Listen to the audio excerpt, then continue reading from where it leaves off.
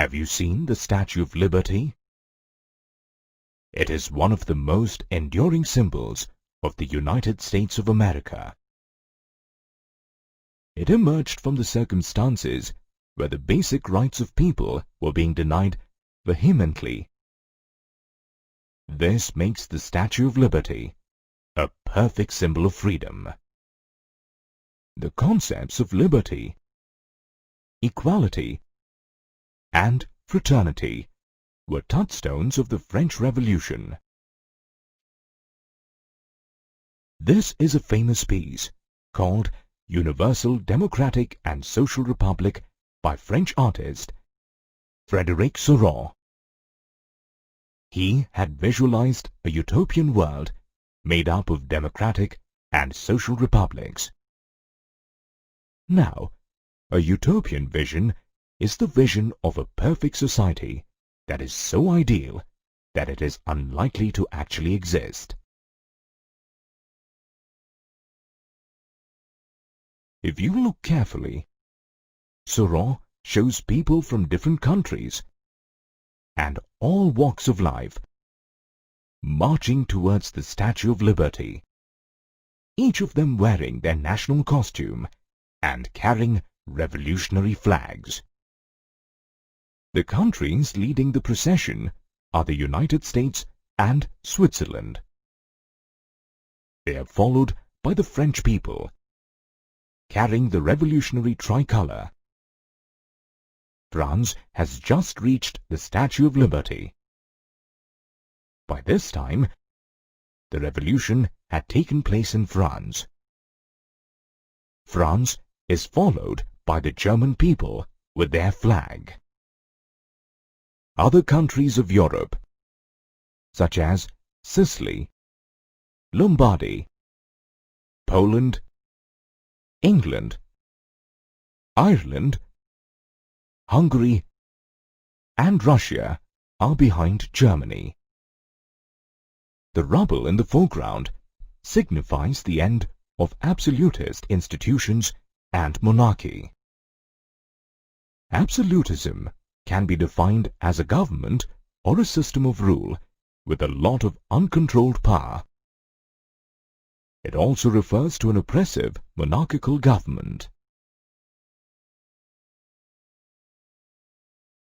Another remarkable part of this print is the angels, saints and Christ, who are looking at these groups of people.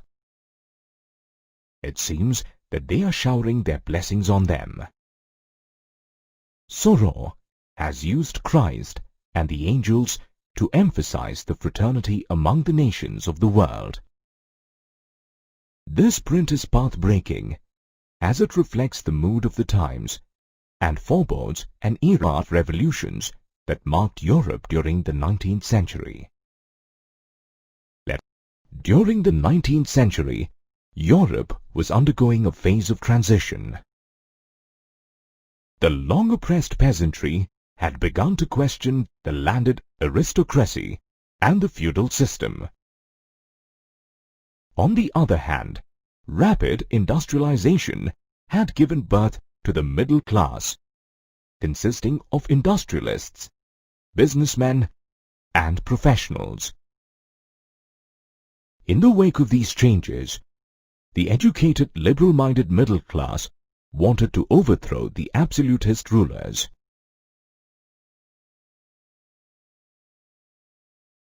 This mindset of bringing together people with a shared past, history, and culture gave rise to the idea of the nation-state.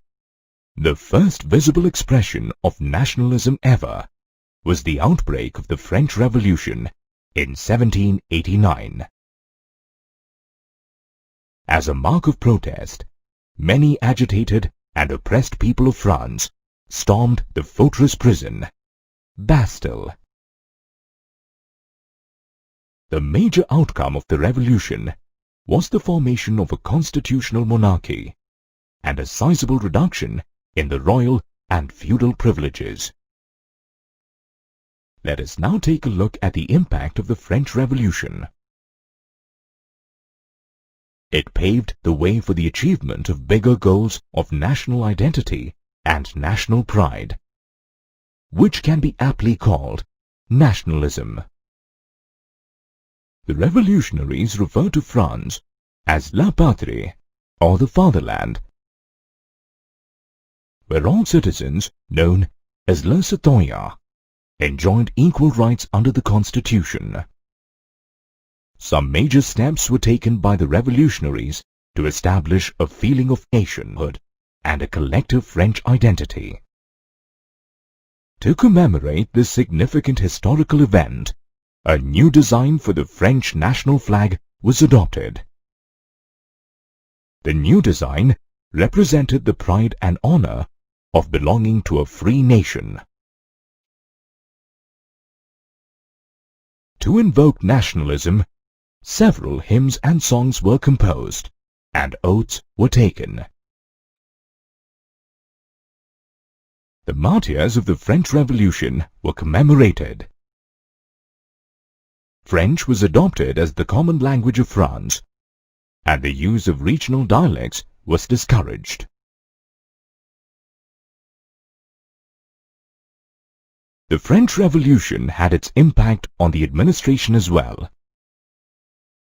A body of active citizens, or the citizens who were allowed to vote because they paid taxes, elected the Estates General and renamed it the National Assembly. A centralized administrative system was created. This system formulated uniform laws for all French citizens. All internal custom duties and dues were abolished. A uniform system of weights and measures was adopted. Did you know that the metric system that we use today was founded by France in 1791? The French Revolution inspired people all over Europe to begin movements against autocracy and despotism. The French revolutionaries also took it upon themselves to help other European countries in their struggle to overcome autocracy and form nations. Students and the middle classes formed Jacobin clubs in many European countries. Due to this widespread enthusiasm, the French armies were welcomed by European countries such as Holland, Belgium, Switzerland, and Italy in the 1790s.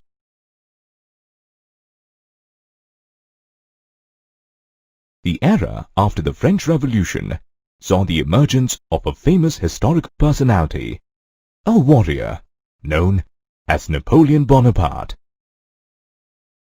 Napoleon was a man of great conviction. He is well known for his imperialistic motives and conquests in Europe. Napoleon observed the chaotic situation after the French Revolution and exploited it to the maximum to achieve his imperialistic aspirations. Democracy received a setback during his time, as he returned to monarchy. On the flip side, he introduced several effective administrative changes. The Civil Code of 1804, introduced by Napoleon, is also known as the Napoleonic Code. It is famous for the administrative changes brought about by Napoleon. As per this code, Napoleon abolished the privileges enjoyed by the noblemen and clergy on the basis of birth. He brought in equality before law and secured the right to property, much to the relief of the general gentry. The Napoleonic Code was carried to other countries of Europe that were brought under French control, such as the Dutch Republic, Switzerland, Italy, and Germany. The feudal system was abolished, and the peasants were freed from serfdom and the payment of dues to the manor owner. In the towns, Napoleon removed guild restrictions and improve the transport and communication systems. The businessmen and small producers of goods felt that uniform laws, standardized weights, and a common national currency could facilitate free trade across Europe. The people of the countries under the French rule soon realized that the changes in the administrative arena were just an eyewash. They had virtually lost their political freedom that had been attained after a lot of effort. Higher taxes forced enrollment of people into the French army, and censorship overshadowed the positive administrative changes brought about by Napoleon and led to his downfall. During the mid-18th century, the European countries were not as we know them today. Europe was divided into several small kingdoms and principalities. The concept of nation-states did not exist at all. Some of the prominent empires in Europe were the autocratic Ottoman Empire that ruled over Eastern and Central Europe and Greece, and the Habsburg Empire that ruled over Austria, Hungary. Due to the cultural differences amongst the European people, there was no political unity and no clear concept of a nation. However, the difference in cultural background and the desire to use the ideas of the French Revolution led people towards a common goal, nationalism. During the 19th century, the landed aristocracy was a small but influential class in Europe. This class dominated the social as well as political spheres and was desperately trying to regain its position. Members of this class all over Europe were connected to each other because of their similar way of life and intermarriages. They owned large estates in the countryside and town houses. French was a common language spoken by them for diplomacy and high society. Interestingly though, the majority of the European population was made up of peasants and serfs. In Western Europe, most of the land was tilled by tenants and small owners, while in Central and Eastern Europe, estates were cultivated by serfs. With the advent of industrialization in the late 18th and 19th centuries, new social groups came into existence. These were the working class population and the middle class. Both these groups depended on market production for their livelihood. The middle class had a free-thinking liberal mindset. The ideas of nationalism led them towards a far-fetched aim to bridge the gap between aristocracy and other classes. They hoped to end the autocratic rule and wanted to form a national government of the people. The educated middle class of Europe was deeply influenced with the notion of liberty from the French Revolution. As a result, the concept of liberalism was born. The word liberalism traces its roots to the Latin word liber, meaning free. The middle class believed in the need for freedom and equality of all individuals before law. On the political front, liberalism referred to government by consent. The liberals also stressed that private property should not be violated. Although liberalism popularized the idea of a people's government, the right to vote or suffrage was not extended to all citizens. On the economic front, liberalism implied freedom of markets and free movement of goods and capital. The Napoleonic Code had tried to facilitate it. However, this code was not practiced in totality. Let's see why. During the 19th century, freedom of movement of goods and capital became a strong demand of the emerging middle class. The Napoleonic Code though revolutionary for its time, was unable to address the growing needs of the industrialists. To complicate matters, each region had its own system of weights and measures. These situations posed encumbrances for economic growth and exchange. The middle class argued for the creation of a unified economic territory to facilitate unhindered movement of goods, people, and capital. In 1834, a customs union, or Zollverein, was formed at the initiative of Prussia and joined by most of the German states. This union eliminated tariff barriers and reduced the number of currencies from over 30 to 2. Apart from this, a railway network was initiated, which enhanced mobility and communication between the economies. All these changes helped in the growth of nationalist sentiments. You have read earlier that during the 19th century, the upcoming middle class had tasted the ideas of liberalism. Liberalism was used by them as a tool to end aristocracy and clerical privileges. Another crucial event of this time was the defeat of Napoleon Bonaparte at Waterloo in 1815. This steered the European governments towards adopting the idea of conservatism. Let us understand the term conservatism. It was a political philosophy that steered the importance of tradition, established institutions and customs, and preferred gradual development rather than quick change.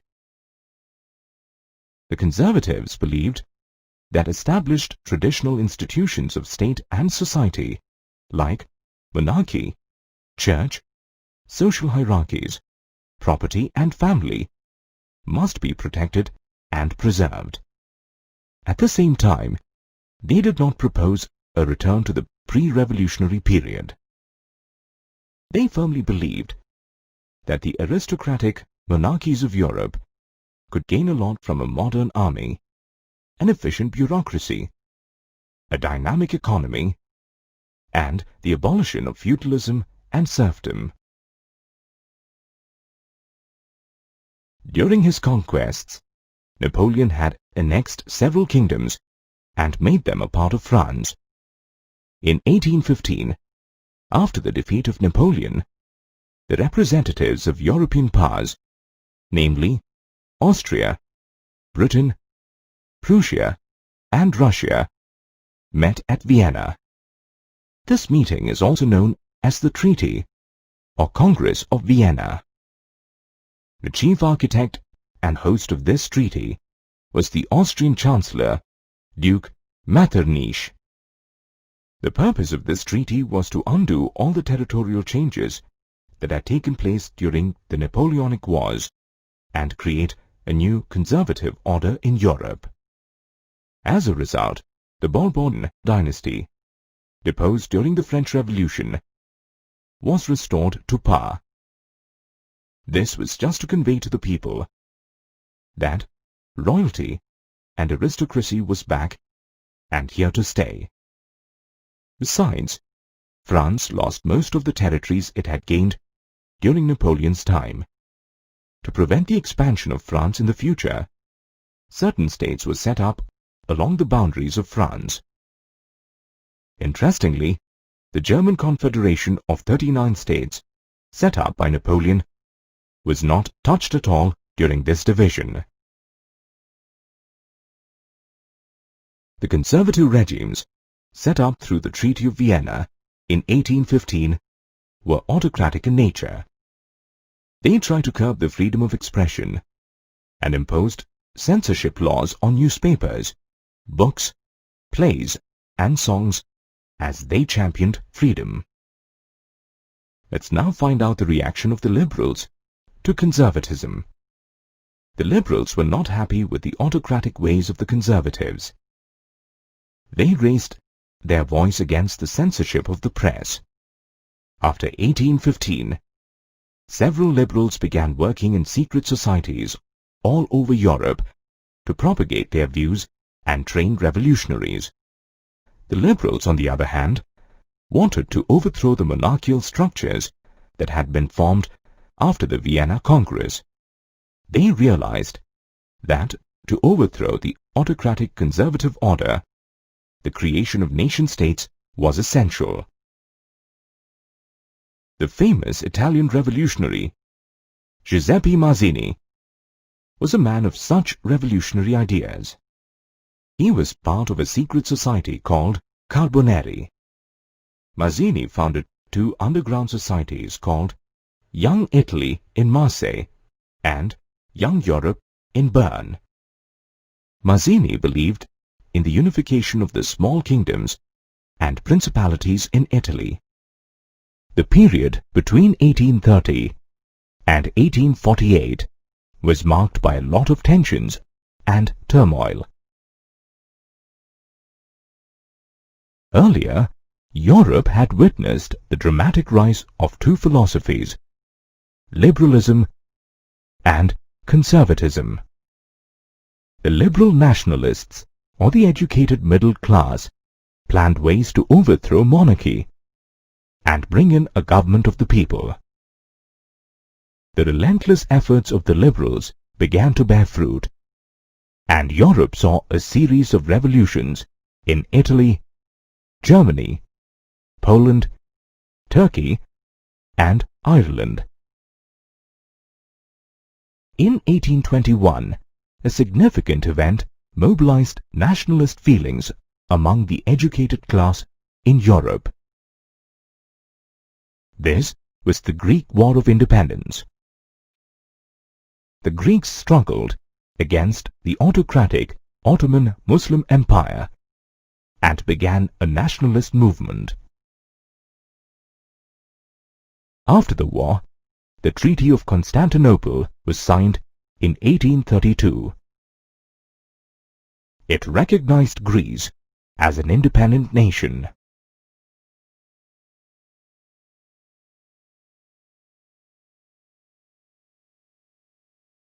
In 1830, the Bourbon dynasty, restored in 1815 during the conservatives' reaction, was overthrown by liberal revolutionaries.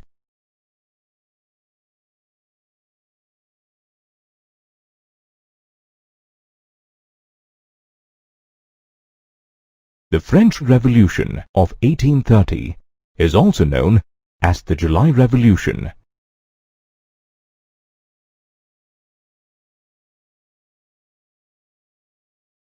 Inspired by the French or July Revolution, Belgium broke away from the United Kingdom of the Netherlands.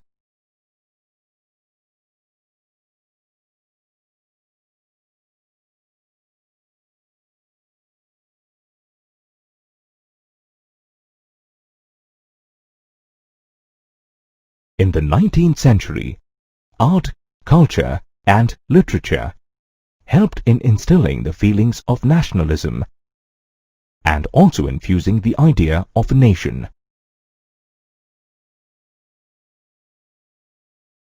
During this time, artists, poets and writers made efforts to create a sense of a shared collective heritage, a common cultural past as the basis of a nation. Writers, poets, painters and musicians of the Romantic era stressed on individualism, nationalism, feeling, imagination, and emotion as opposed to reason and science. Romanticism can be defined as an artistic, literary, and intellectual movement that originated in this turbulent phase of political upheaval.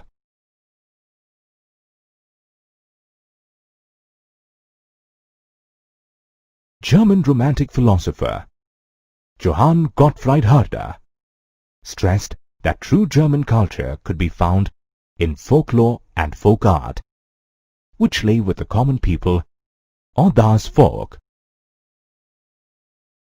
Another example is the Grimm brothers' fairy tales.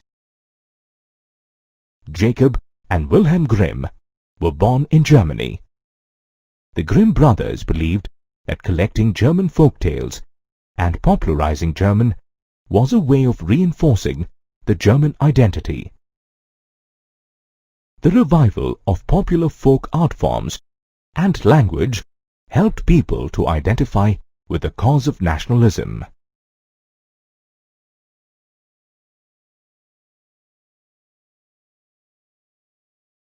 Let us take a look at the social condition of Europe. The years after 1830 were marked by a lot of anarchy and chaos. During this time, Europe witnessed the worst period ever of hunger and hardship. Bad harvest and a rise in food prices added to people's woes. In the first half of the 19th century, the population of Europe had increased a lot. This led to unemployment. Many people migrated from the rural areas to the growing slums in the cities. On the other hand, due to the growth of industrialization in England, small producers in towns faced stiff competition from cheap machine-made goods. An important event of this time was the revolt of the Silesian weavers against their contractors in 1845.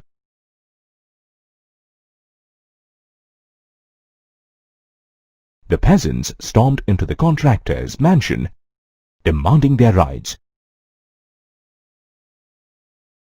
In France, food shortage led to the peasants' uprising in 1848.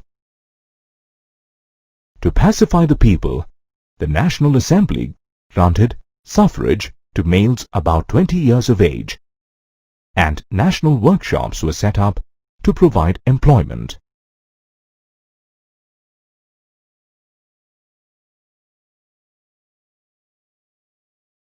The history of Europe between 1830 and 1848 is lined with many revolts and uprisings. There were rebellions by peasants and workers against exploitation, and the liberals were staging rebellions driven by the ideology of nationalism. An ideology is a system of ideas reflecting a particular social and political vision.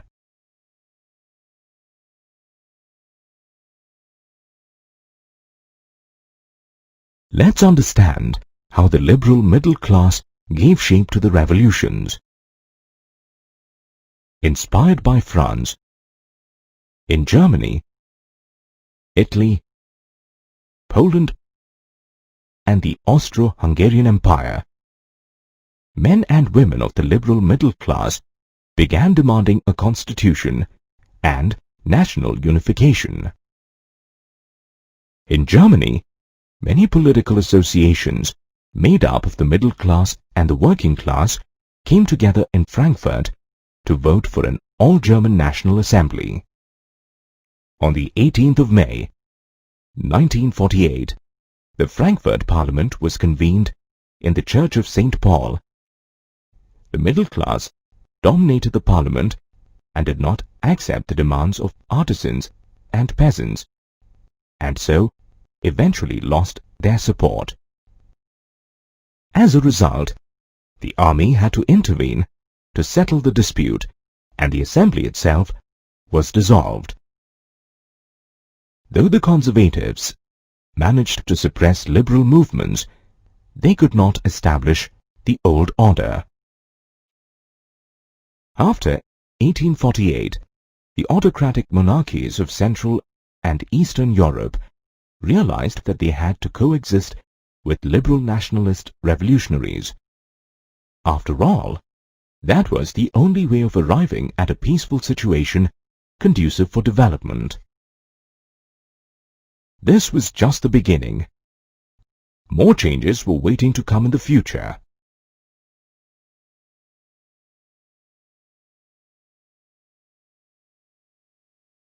Despite upholding the concept of universal freedom, the liberal revolutionaries exhibited narrow-mindedness in their attitude towards women.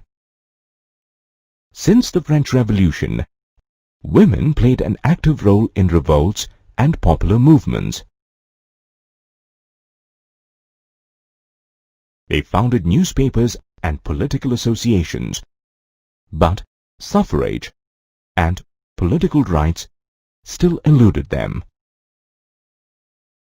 The Frankfurt Parliament is an example where women merely acted as spectators in the upper left gallery.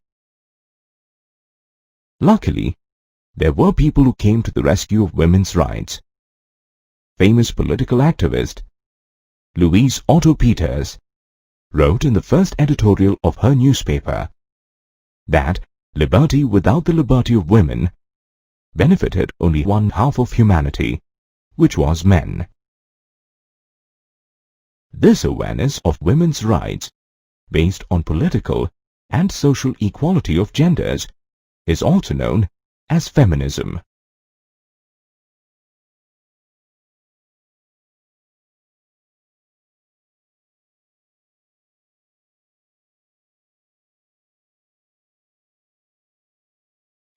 Early revolutions in Europe upheld the ideas of democracy and liberal nationalism.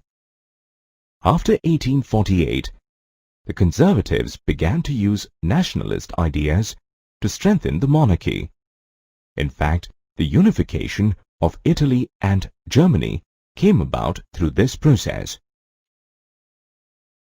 In 1848, the German middle class, professionals, businessmen, wealthy artists, and artisans had joined hands to vote for an all-German National Assembly. They convened at the Frankfurt Parliament.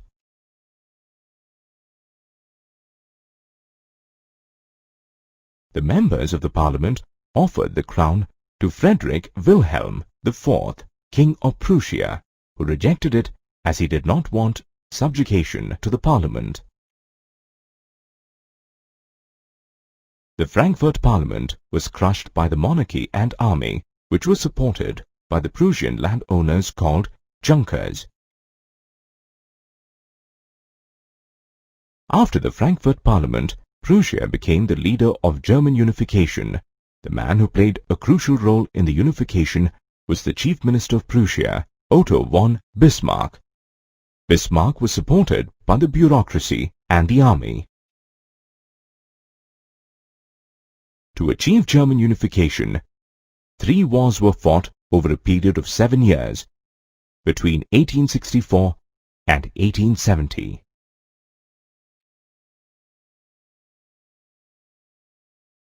Finally, Prussia emerged victorious and the unification was completed.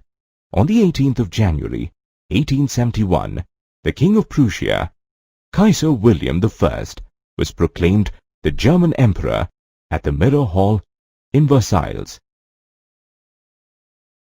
Thereafter, the process of nation-building began in the newly formed German state. Emphasis was placed on modernizing the currency and the banking, legal, and judicial systems. Measures and practices of Old Prussia were adopted for the rest of Germany.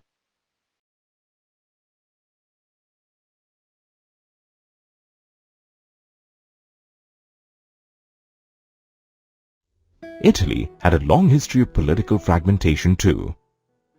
During the middle of the 19th century, Italy was divided into 7 states. Northern Italy was ruled by the Austrian part of the Habsburg Empire. Central Italy was ruled by the Pope, while the southern part and Parma came under the Bourbon kings of Spain. Only one state, Sardinia-Piedmont, was ruled by an Italian princely house. There were a few key people who shaped the revolution and unification in Italy. Mazzini was the leader of the Republican Party. He had formed secret societies like Young Italy to regenerate Italy by education. However, the rebellion staged by the revolutionaries. Thereafter, the responsibility of unifying Italy came to Victor Emmanuel II, King of Sardinia, Piedmont. The Chief Minister of Piedmont, Count Camillo di Cavour, helped the king in forming an alliance with France, and they defeated the Austrian forces in 1859. Another person who played an important role was Giuseppe Garibaldi. He joined the war along with his armed volunteers called the Red Shirts. In 1860, Garibaldi and his troops drove out the Spanish rulers.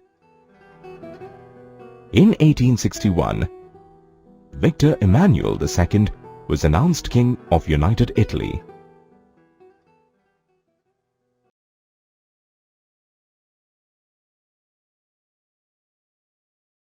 In Britain, the formation of a nation-state did not happen due to a sudden upheaval or revolution like the other parts of Europe. Rather, it was the result of a long drawn-out process. The British Isles was inhabited by ethnic groups such as the English, Welsh, Scots, and Irish. These groups had their own cultural and political traditions. The concept of nation-states, with England as the centre, came about in 1688, after the Parliament snatched power from the monarchy. In 1707, the Act of Union between England and Scotland resulted in the formation of the United Kingdom of Great Britain. To ensure the growth of British identity, Scotland's culture and political institutions were suppressed. The Catholic Scottish Highlanders were forced not to talk in their native language, Gaelic, and weren't allowed to wear their national dress. The British imposed control over Ireland as well. Ireland had two dominant groups, Catholics and Protestants. The English favoured the Protestants, and the British helped them to dominate a largely Catholic Ireland. Several Catholic rebellions in Ireland were crushed brutally. Wolfe Tone, also known as the father of Irish republicanism, revolted against the British but failed. In 1801, Ireland was forcibly incorporated into the United Kingdom. The symbols of New Britain were the English language, the British flag, the Union Jack, and the British national anthem. The fall of the Bastille has become a popular symbol of people conquering tyranny. A symbol is a visual image that represents something other than itself. It may be a representation using an object, picture, written word, sound, or a particular mark. Here are some symbols that all of us come across every day. During the 18th and the 19th centuries, several symbols were used by artists and revolutionaries to depict abstract concepts.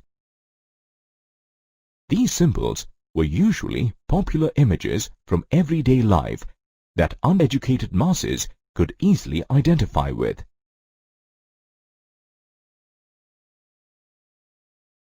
Despite upholding the concept of universal freedom, the liberal revolutionaries exhibited narrow-mindedness in their attitude towards women. Since the French Revolution, women played an active role in revolts and popular movements. They founded newspapers and political associations, but suffrage and political rights still eluded them. The Frankfurt Parliament is an example where women merely acted as spectators in the upper left gallery. Luckily, there were people who came to the rescue of women's rights. Famous political activist Louise Otto Peters wrote in the first editorial of her newspaper that liberty without the liberty of women benefited only one half of humanity, which was men. This awareness of women's rights, based on political and social equality of genders, is also known as feminism. If we recollect, after 1871, there was a significant change in the concept of nationalism in Europe. It no longer embodied the liberal nationalist ideas of the past. Nationalist groups in Europe still upheld the ideals of liberty, equality, and fraternity. However, they had become increasingly incompatible with each other and were constantly in conflict. This was a favorable situation for major European powers, namely Russia, Germany, England, and Austro-Hungary. They began taking advantage of nationalism in Europe to materialize their aims for imperialism. Let's understand the meaning of imperialism.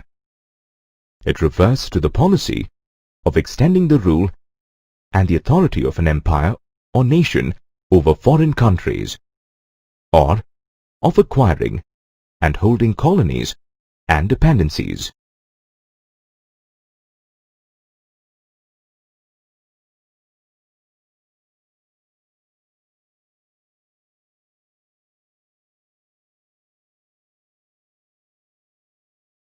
The European powers cited the much disturbed Balkan region to fulfill their imperialist goals.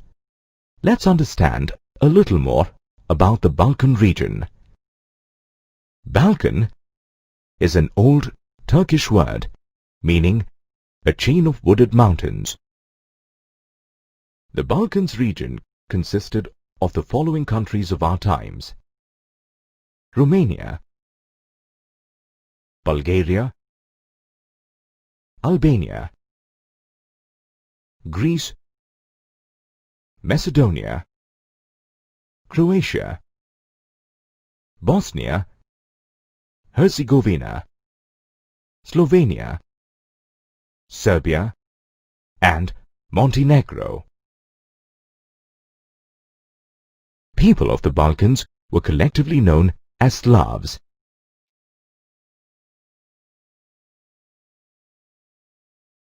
The spread of romantic nationalism and the downfall of the Ottoman Empire had made the Balkans Peninsula very tense and volatile. Gradually, the European subjects had begun to break away from the Ottoman Empire and had started declaring themselves independent. The Balkans claimed independence and a separate political identity based on nationality. Intensifying the tension further was the rivalry between the European powers over trade, colonies, and naval and military strength. To fulfill these aims, Russia, Germany, England, and Austro-Hungary wanted to extend their control over the disturbed Balkan region. Their rivalry caused many wars and culminated in the First World War. Nationalism, aligned with imperialism, led Europe to disaster in 1914. Later, the countries colonized by the European powers in the 19th century began to overthrow their imperial rule.